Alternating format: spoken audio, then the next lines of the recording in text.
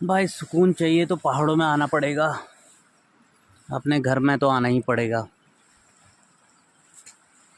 देखो क्या शांति है, कोई शोर शराबा नहीं। आप अपने नदी किनारे बैठ जाओ, टेंट लगा लो। कहाँ, यहाँ अपना टेंट लगा लो, गोवा बीच मिल जाएगा आपको। यहाँ ऊपर ट्रैकिंग करनी है तो ट्रैकिंग के लिए माउंटेन है ही। शांति है बस, सुकून ज़िंदगी है। मैं तो उन लोगों से कहना चाहूँगा रिटायरमेंट के बाद अपना ज़िंदगी यहाँ सुकून से बिताएं, पैसा कमाएं, उसके बाद अपने गांव में ही बस जाएं।